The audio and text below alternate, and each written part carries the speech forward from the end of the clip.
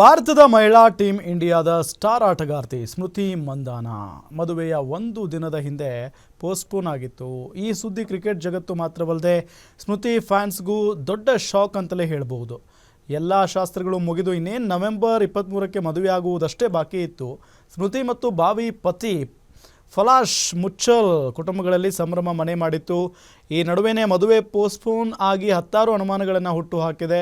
ಮೇಲ್ನೋಟಕ್ಕೆ ಸ್ಮೃತಿ ತಂದೆಗೆ ಹೃದಯಾಘಾತ ಆಗಿತ್ತು. ಹೀಗಾಗಿ ಅವರನ್ನು ಆಸ್ಪತ್ರೆಗೆ ದಾಖಲಿಸಿ ಚಿಕಿತ್ಸೆ ಕೊಡಿಸಲಾಗ್ತಾ ಇದ್ದು, ಇದೇ ಕಾರಣಕ್ಕೆ ಮದುವೆ ಮುಂದೂಡಿದೆ ಎನ್ನಲಾಗಿತ್ತು. ಆದರೆ ಕಹಾನಿ ಮೇ ಟ್ವಿಸ್ಟ್ ಅನ್ನೋ ಹಾಗೆ ಇದೀಗ ಕ್ರಿಕೆಟ್ ಜಗತ್ತಿನಲ್ಲಿ ಹಬ್ಬಿರೋ ಕೆಲ ವದಂತಿಗಳು ಸಂಚಲನವನ್ನೇ ಸೃಷ್ಟಿ ಮಾಡಿದೆ.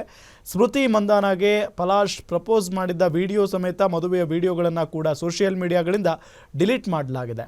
ಟೀಮ್ ಇಂಡಿಯಾದ ಮತ್ತೋರ್ವ ಆಟಗಾರ್ತಿ ಶ್ರೇಯಾಂಕಾ ಅವರು ಕೂಡ ತಮ್ಮ ಜಾಲತಾಣದಿಂದಲೂ ಎಲ್ಲ ವಿಡಿಯೋಗಳನ್ನು ಡಿಲೀಟ್ ಮಾಡಿರೋದು ಹಲವು ಅನುಮಾನಗಳನ್ನು ಹುಟ್ಟುಹಾಕಿದೆ. ಅದರಲ್ಲೂ ಪಲಾಶ್ ಮುಚ್ಚಲ್ ಕೂಡ ಅನಾರೋಗ್ಯದಿಂದ ಆಸ್ಪತ್ರೆಗೆ ದಾಖಲಾಗಿದ್ದಾರೆ ಎನ್ನಲಾಗಿದೆ. ಮತ್ತೊಂದೆಡೆ ಸ್ಮೃತಿ ತಂದೆಯ ಈ ಸ್ಥಿತಿಗೆ ಪಲಾಶ್ ಕಾರಣ ಎನ್ನಲಾಗ್ತಾ ಇದ್ದು, ಪಲಾಶ್ ಜಾಲತಾಣದಲ್ಲಿ ಮತ್ತೊಂದು ಹುಡುಗಿ ಜೊತೆಗೆ ಫ್ಲರ್ಟ್ ಮಾಡಿರೋ ರೀತಿಯ ಮೆಸೇಜ್ಗಳ ಸ್ಕ್ರೀನ್ಶಾಟ್ಗಳು ವೈರಲ್ ಆಗಿದೆ.